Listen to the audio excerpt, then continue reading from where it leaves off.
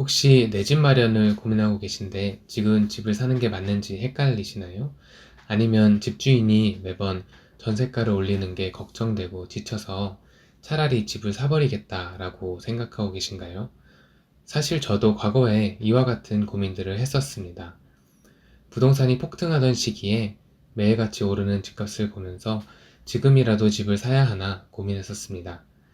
지금 돌이켜 생각해보니 당시 제가 방향을 잡지 못하고 고민했던 이유는 부동산을 투자로 바라볼 줄 몰랐고 언제 집을 사야 하는지에 대한 저만의 기준이 세워져 있지 않았기 때문이었던 것 같습니다.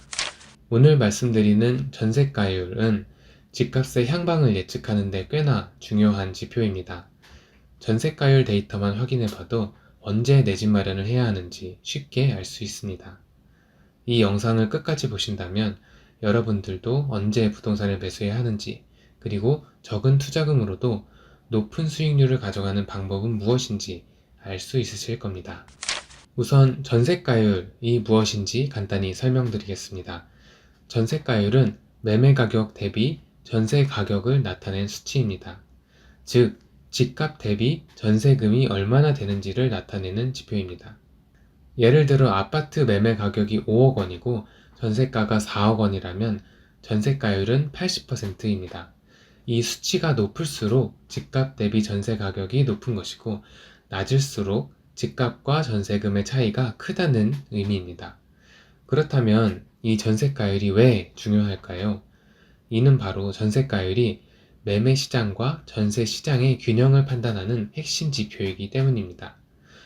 보통 전세가율이 높을 때와 낮을 때 부동산 시장에서는 다음과 같은 흐름이 나타납니다. 전세가율이 80% 이상으로 높을 때는 전세와 매매 가격의 차이가 크지 않습니다. 따라서 투자자들도 전세를 끼고 적은 금액으로 매수가 가능합니다. 이는 곧 매매 수요의 증가로 이어지며 집값이 상승할 가능성이 높습니다. 반면에 전세가율이 50% 이하로 낮을 때는 전세가가 너무 낮아 집을 사려면 많은 자금이 필요하게 됩니다. 실거주자도 집을 사기보다는 전세를 선호하는 경향이 강해집니다. 따라서 매매 수요가 감소하는 방향으로 작용할 가능성이 높습니다.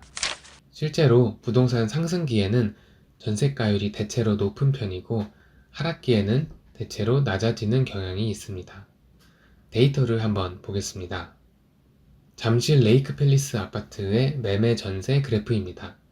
약 15년간의 잠실 레이크 팰리스의 전세가율 평균은 56.6%였습니다. 그런데 2016년에는 전세가율이 80% 수준으로 형성되었습니다. 해당 아파트뿐만 아니라 2015년에서 16년 서울의 부동산 상승장에서는 대부분의 서울 아파트 전세가율이 80% 이상까지 올랐습니다. 이렇게 되자 사람들이 어떻게 행동했을까요? 전세와 매매 가격의 차이가 크지 않다 보니 실거주자는 이럴 바엔 집을 사고 말지 라는 생각을 하게 되었습니다. 또한 갭 투자로 집을 사두는 투자자도 많아졌습니다. 그 결과는 다들 아시다시피 서울의 집값이 상승하는 방향으로 나타났습니다. 반대로 2021년 잠실 레이크 팰리스의 전세가율은 44.2%였습니다. 평균치보다 많이 하회하는 수준입니다. 이렇게 매매가와 전세가의 갭이 많이 벌려져 있으면 실거주자든 투자자든 많이 유입되기 어렵습니다. 따라서 자연스레 매매 수요가 줄어들게 되었고 결국 집값이 하락하는 결과로 이어졌습니다. 그렇다면 현재 서울의 전세가율은 어떤 상황일까요? 잠실 레이크 팰리스는 38.3%의 전세가율을 기록했습니다. 역사상 가장 낮은 수준입니다.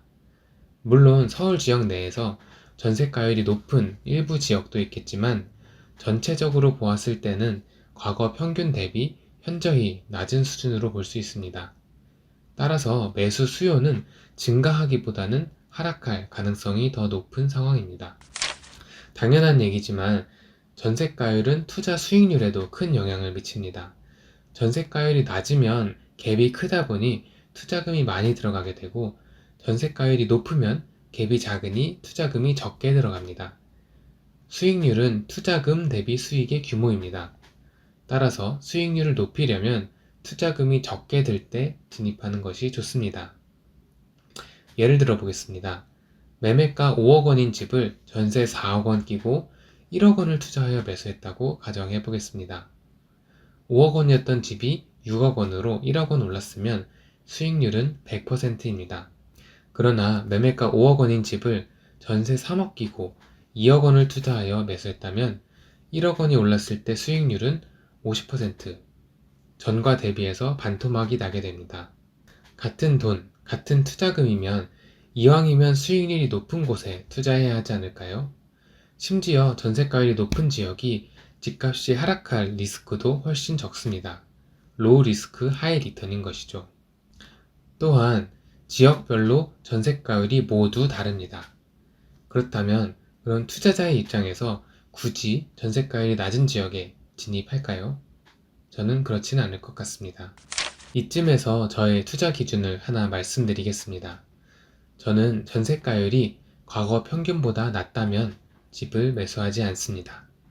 그러나 전세가율이 과거 평균보다 높다고 해서 무조건 매수하는 것도 아닙니다. 전세가율이 과거 평균을 상회하는 것은 해당 지역에 투자하기 위한 전제 조건 중의 하나라고 생각하시면 될 것 같습니다. 저도 원금 손실 가능성이 있는 투자는 무섭거든요. 혹시 내가 살고 있는 지역에 내 집 마련을 고민하고 계셨거나 내가 나중에 살고 싶은 지역에 갭 투자를 고려하고 계신 분들이라면 이 전세가율을 반드시 확인해 보는 것을 추천드립니다. 그리고 딱 잘라서 전세가율이 과거 평균보다 훨씬 낮다면 매수하지 않는 것을 권장드립니다.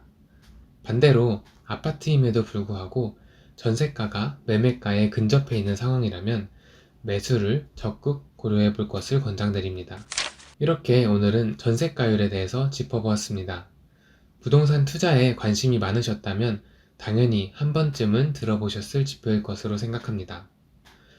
부동산 투자에 관심이 없으셨더라도 이런 데이터와 지표들로 부동산 시장의 향방을 대략적으로 예상해 볼 수 있겠구나 정도만 알고 가셔도 충분할 것 같습니다.